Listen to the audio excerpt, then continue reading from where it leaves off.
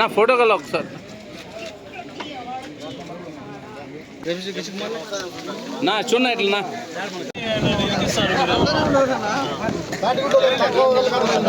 కూడా రావాలా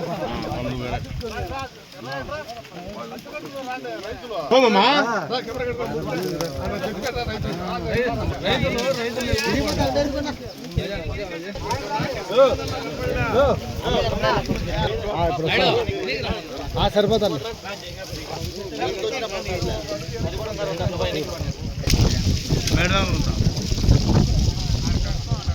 ధర్మాడు కొత్తపల్లిలో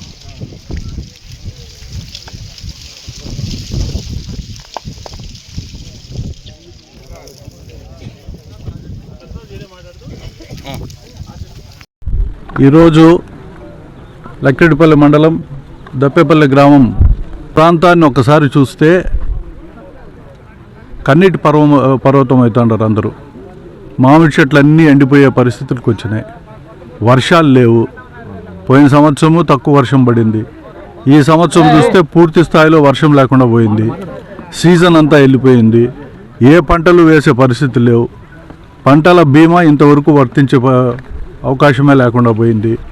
రైతులపైన విపరీతమైన భారం పడింది. ఈ ప్రభుత్వం ఇంతవరకు ఎలాంటి చర్యలు తీసుకున్న దాఖలాలు లేవు. ముఖ్యమంత్రి గారు ఏం చేస్తున్నారో అర్థం కావడం లేదు.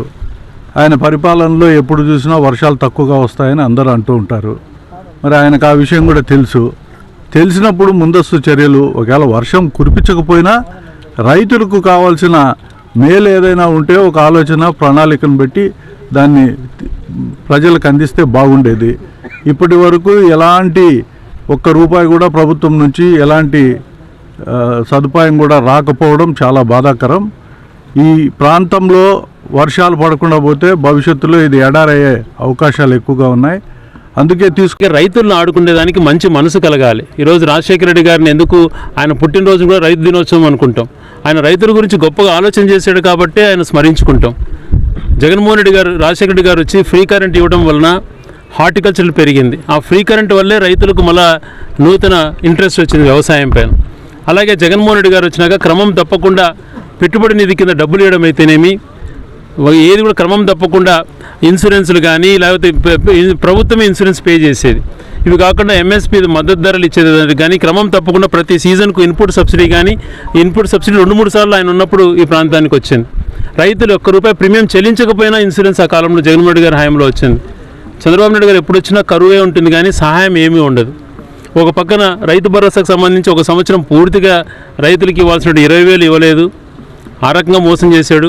మరొక పక్కన మన పేపర్లో చూశాను నేను, ఎక్కడో చాలా గట్టిగా మాట్లాడుతున్నాడు, ప్రతి పంటకు బీమా చేసి తీరాల్సిందే అని అధికారులను ఆదేశించాను అని చెప్పి. అంటే ప్రభుత్వం ఏమైనా కడుతుందేమో కింద చదివితే రైతులు కట్టాలంట. మళ్ళీ అది 1,200 కోట్ల రూపాయలు గతంలో జగన్మోహన్ రెడ్డి గారు రైతుల తరపున ప్రతి పంటకు ఇన్సూరెన్స్ కట్టాడు, ప్రీమియం కట్టాడు.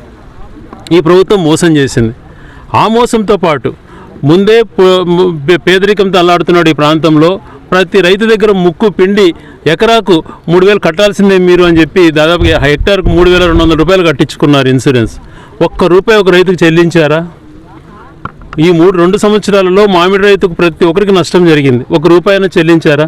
ఈరోజు ఎండిపోయిన మామిడి తోటల కన్నా ₹1 చెల్లించలేదు. డబ్బులు అయితే కట్టించుకున్నారు, ప్రీమియం కట్టించుకుంటారు. రైతుల దగ్గర ఆ డబ్బు కూడా లాక్కొని వాళ్ళని ఇంకా కష్టాలు పాలు చేస్తారు. అదే గత ప్రభుత్వం మనసున్న ప్రభుత్వం కాబట్టి ప్రభుత్వమే ఇన్సూరెన్స్ పే చేసేది. ఆ కృతజ్ఞత కూడా లేకుండా రైతును అన్ని రకాల ఇది చేస్తున్నాడు.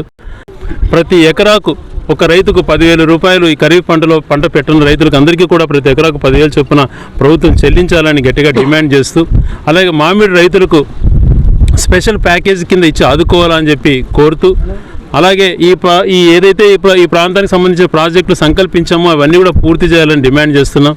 ఇదే పరిస్థితులు నెలకొంటే రైతుల పరిస్థితి ఇంకా దయనీయంగా తయారవుతుంది.